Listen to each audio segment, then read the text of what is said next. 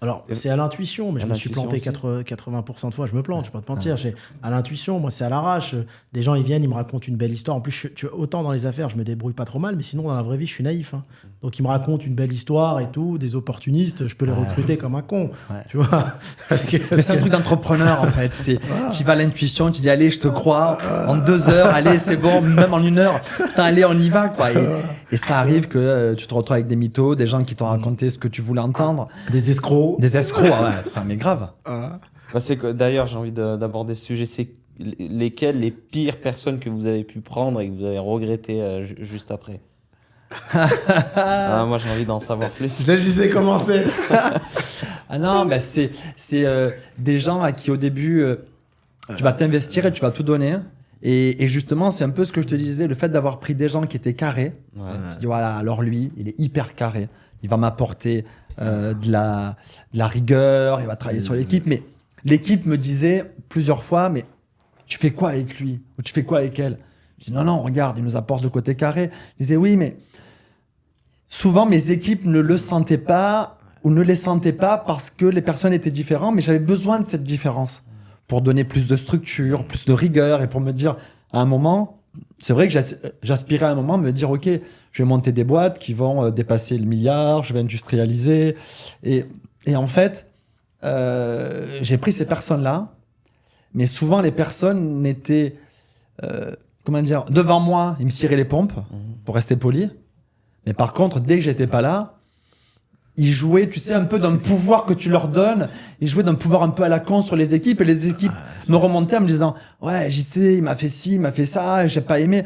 Et moi, je leur disais, attends, tu sais quoi, tu dis ça parce que t'es jaloux, tu dis ça parce que derrière, t'es un peu rageux qu'il ait eu ce poste-là, tu dis ça parce que il a une façon différente de manager, mais suis-le ou suis-là. Et c'est 2-3 erreurs où je me suis dit, j'aurais dû écouter les personnes autour de moi que j'ai depuis longtemps qui me disaient ça et j'aurais pas dû les garder longtemps. Et d'ailleurs, ma plus grosse erreur, c'est pas d'avoir recruté les mauvais. Parce que ça, à un moment, si tu fais des choses, c'est normal que tu te plantes. C'est parfois d'avoir gardé un peu trop longtemps des gens que j'aurais dû arrêter bien avant parce que ces personnes-là me mettaient une mauvaise ambiance et moi, je le voyais pas. Et au final, ça m'a valu vraiment des problèmes parce qu'après ces gens-là, en plus tu leur donnes tout, eux, tu sais, ils sont un peu sournois souvent, tu sais, ils vont jouer un peu des coudes et devant toi, ils vont être genre le super soldat, oui, ils vont tirer les pompes et puis par contre derrière, ils vont commencer à envoyer des bananes sous les autres, ils vont être des pots de bananes, ils vont commencer à être un petit peu manipulateurs. Et puis après quand tu vois, c'est trop tard et là par contre, moi après je suis radical, l'histoire elle est terminée.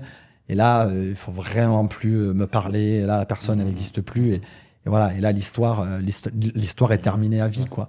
Et vraiment, mon erreur, c'est d'avoir gardé. Et même les dernières années, j'ai eu 2-3 histoires comme ça. Parce que moi, c'est comme Hakim. Quand je donne les clés.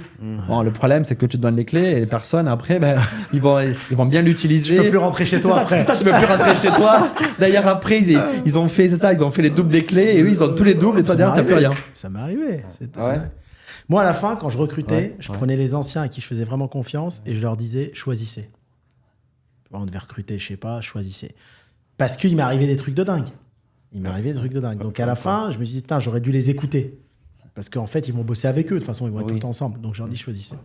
Mais moi, je suis tombé sur des escrocs comme t'as pas idée. Moi, je veux les petites histoires. Même toi, moi, je veux les vraies histoires. On est là, on est dans une chaîne Pire où histoire, on dit les pire vraies histoire qui m'est arrivée. Ouais, pire histoire. Tu vas halluciner, hein. Tu vas halluciner parce que même les avocats, ils ont halluciné. C'est un film. T'as vu les films du dimanche avec les nanas là qui tuent leur mari et tout là. Je recrute une nana sur LinkedIn. Elle vient, ouais, je veux bosser, je suis comptable et tout. C'était la période Covid. Et moi, il me restait, tu sais, j'avais remonté un petit groupe.